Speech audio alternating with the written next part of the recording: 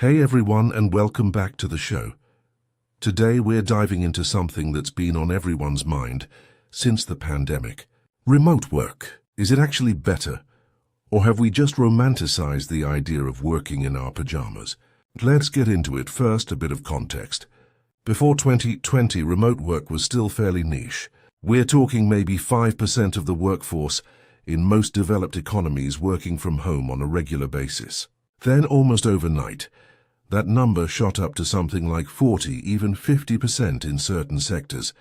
And here's the interesting part. Even after offices reopened, a huge chunk of that shift stuck around. So clearly something fundamental changed, not just in policy, but in how people think about work itself. Now, on the surface, remote work sounds like a no-brainer, right? No commute, more flexibility, better work-life balance. But here's the thing.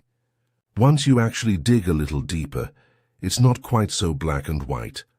Let's start with productivity, because this is where the debate really heats up. Some studies, including a well-cited Stanford study from a few years back, found that remote workers were actually about 13% more productive than their in-office counterparts. The reasoning? Fewer interruptions, no office chit-chat eating into your day, and frankly, people tend to take fewer sick days when they can just work through a mild cold from their couch. But then again, other research points the other way entirely. A number of companies, including some major tech firms, have reported that without the structure of an office, a lot of employees end up struggling with procrastination. Or worse, burning out because the line between work and home life just disappears. When your bedroom is also your office, it turns out it's surprisingly hard to switch off. So which is it? Honestly, I think the answer is it depends. It depends on the person, the industry, even the specific role. Let's bring in a few different perspectives here. If you ask a software engineer, they might tell you remote work is a game changer. Deep focused work is easier without constant office noise. There's actual research on this too. Something called flow state, where uninterrupted focus leads to significantly higher quality output. Open offices, ironically, are almost designed to prevent that. But if you ask someone in, say, a creative field, where spontaneous brainstorming and face-to-face energy really matter, they might feel like something's missing.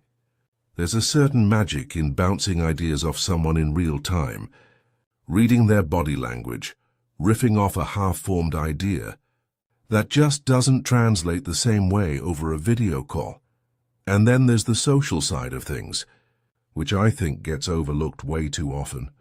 Let's be honest, for a lot of people, the office isn't just about work. It's where you build relationships, where you pick up on office culture, where mentorship happens almost by accident, through casual conversations at the coffee machine.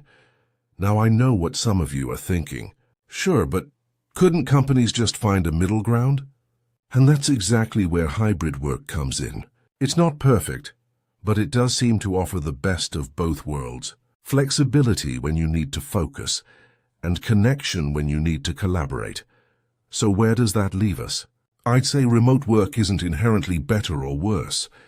It's simply different. It shifts the challenges rather than eliminating them. The real question isn't, is remote work better? It's better for who and for what? All right, that's it for today's episode. As always, I'd love to hear your take. Are you team remote, team office, or somewhere in between?